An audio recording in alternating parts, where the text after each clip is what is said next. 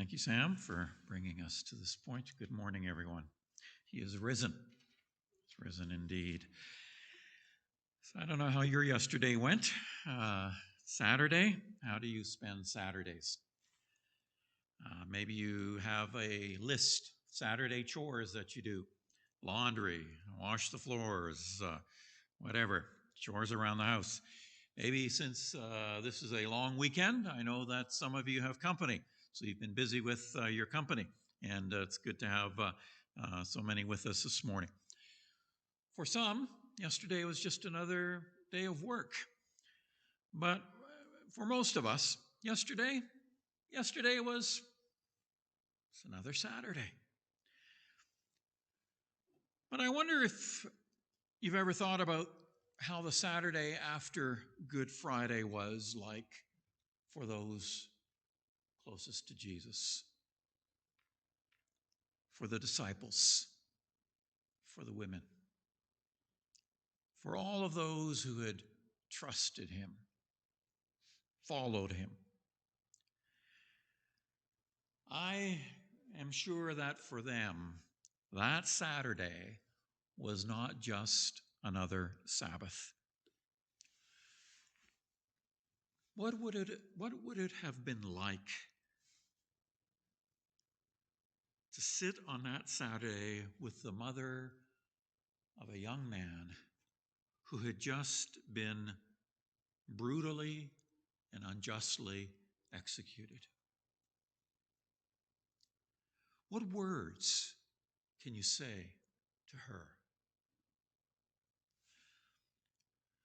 Most of Jesus' close followers were missing in action, so to speak, on that Saturday. They were hiding out in little rooms, attics, cellars, maybe cubby holes here and there around the city, trying to shield themselves from any official reprisals. For Jesus' mother, the women, and the disciples, Easter Saturday was not just the kind of the day, the interlude, the pause between Good Friday and Easter Sunday, because they were not just reading the story, they were living the story. And for them, Saturday was not an interim. Saturday was not just an in-between. For them, I am sure that Saturday was more like the day that everything ended. More than Jesus' body had been laid in that tomb. All of the hopes and the dreams that his followers and those who loved him had were laying in that tomb as well on that Saturday. Where was God? And so many of us have known that. So many of us have experienced that, what those first followers of Jesus felt. So many of us have, in one way or another, peered into the blackness of that tomb. A person that you thought was your friend betrays you. You wake up one morning and you realize that you hate your life and you're stuck. Your child is diagnosed with a life-threatening condition. Your spouse dies and you're left all alone. Your father has Alzheimer's and is slowly going out of his mind. You suffer a divorce, your own, maybe that of your parents, maybe that of a child, or somebody else that you love. The list goes on and on and on, doesn't it? And from the perspective of so many, this is a Good Friday world with light and hope and even life itself gone. Can't be found in this world. And if you have had Good Friday and it is Saturday and the rest of the story has not yet been written, what do you have to look forward to? We call Friday good, right? We call Friday good because we know how the story ends. We know we're looking at things from the perspective of today, Easter Sunday. But I am sure that for the first people who lost Jesus, Friday wasn't good. It was hell. And that's the shock that Matthew in his gospel is trying to convey to us with his account of the trip to the tomb on that first Easter Sunday. We learn that on Friday, there wasn't enough time. There had been only enough time to take Jesus' body down from the cross and shove it into that borrowed grave. There had been no time to wash the body. There had been no time to anoint it. There hadn't been no time to properly wrap it according to the customs of the day, to do all the things that friends and family in those days would do to a loved one after death. There had been no time. Sabbath was breaking, and Sabbath was when no work was permitted, not even preparing a body for proper burial. And so early on Sunday morning, after the Sabbath, as Matthew's account tells us, a group of women make their way out to the tomb to finish the job that time had not permitted them to do Friday afternoon. But when they get there, the stone is rolled back and the tomb is empty. And it doesn't occur to them at first that what they were encountering was something that God was done. And if there's any testimony to the fact that if there's any testimony to the fact that the disciples were not expecting Jesus to be resurrected, it comes in all of the accounts where everyone is surprised that they find the empty tomb.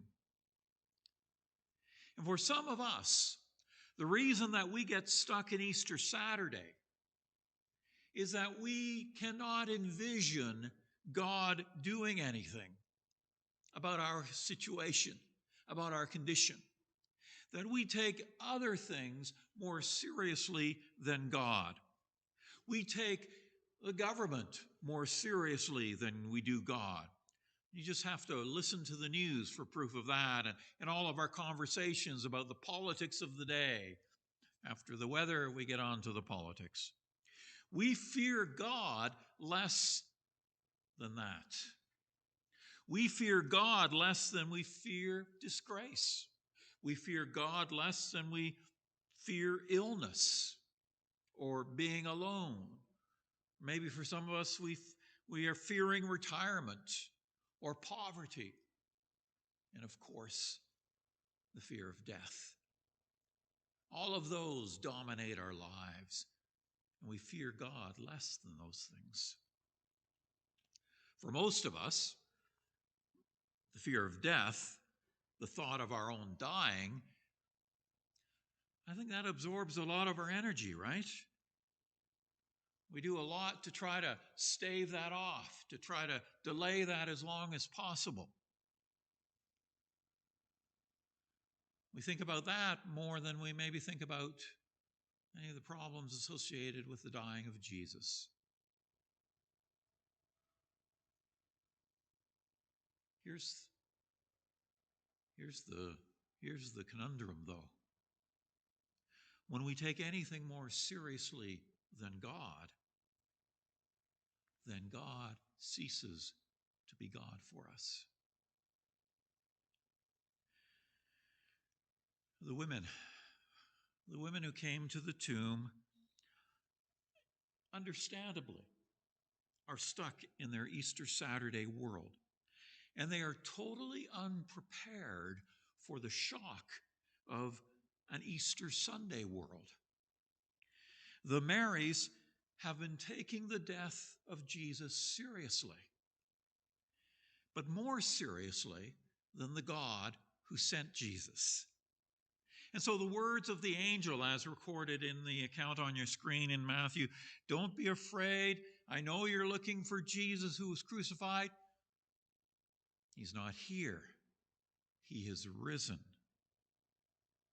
just as he said. The words of that angel, combined with what their eyes saw, that empty tomb, changed everything. And suddenly it began to dawn on them. Jesus was not dead any longer. The body that had been executed, had been killed on Friday, had somehow been raised back to life. And they could hardly grasp it. Jesus was alive again. Jesus was somewhere out in the world.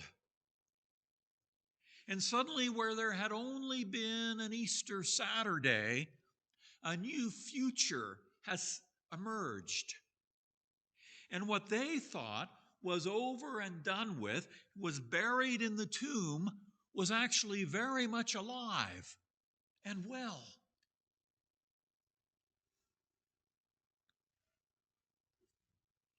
We're so much like those women, though, aren't we? Making their way through the dawn, worrying about that big stone covering the tomb and how they're going to move it. And that presented a challenge far beyond their resources. But when they get to the tomb, what do they find? They find that the stone has been rolled away. They find that it has been rolled away. Why? How? Because there's also a God who is acting in the drama of history. And this is the same God who plays a part in our Easter Saturdays. This is the same God who talks about the possible and the impossibles that are ahead of us. This is the God who, as Paul puts it, gives life to the dead and calls into being things that were not. When we factor in this God, the God who gives life to the dead, the God who calls into being things that were not, when we factor in this God, Easter Saturdays are transformed. This same God who took the broken body of Jesus can certainly deal with our brokenness, our broken lives, our broken relationships, broken families, broken dreams. The resurrection of Jesus forever changes how we use the words possible and impossible, because the resurrection of Jesus tells us that God is out there in the future. Because of the single event of God raising Jesus from the dead, we are now a little more cautious, a little more careful in what we say is possible and what we describe as being impossible.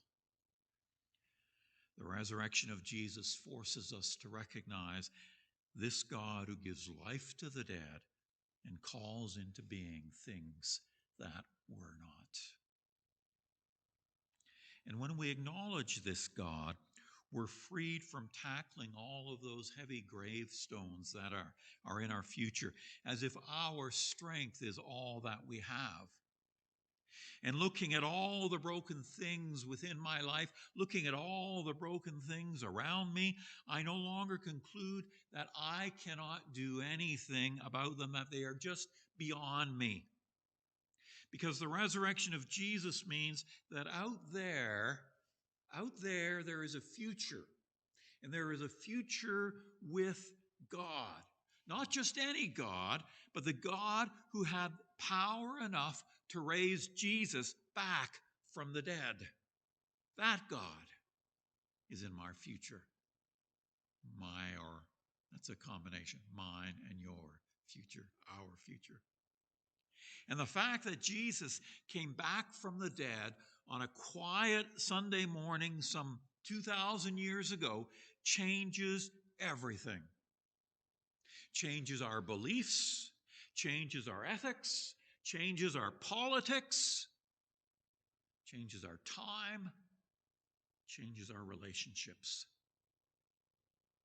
The resurrection is ultimately truer and more lasting than death or destruction.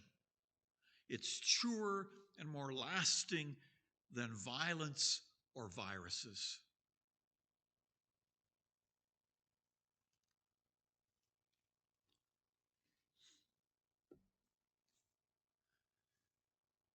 I know that there's a lot of Easter Saturdays in our lives. Dashed hopes,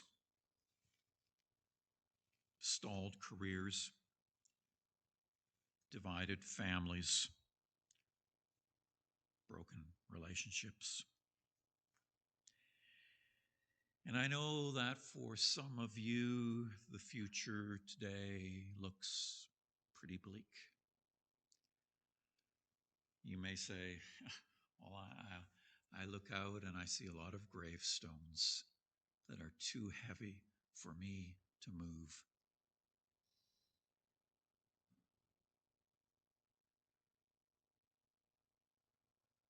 But as we sit through the darkness of Easter Saturday, we know something different than that first group of followers. We know, as we've been talking about today, that the stone was rolled away. And we have seen the result of God's action. We have heard the good news.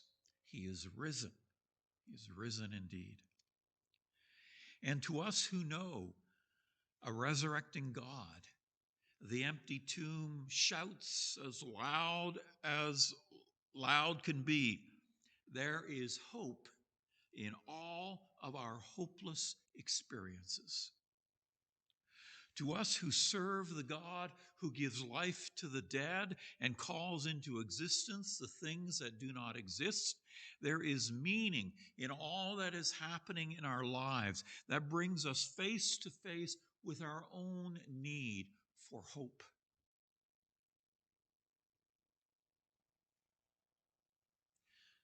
That doesn't mean it's going to turn out just as we want it. Doesn't mean that the pain is going to quickly end. Faith isn't just Good Friday and Easter Sunday. Faith is Easter Saturday too. And remember this.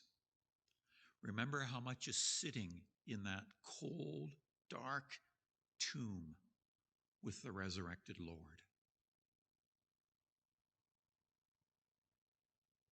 Pitch black. The silence, deafening.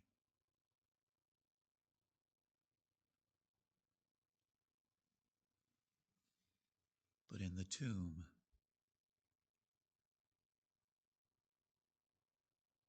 God is there.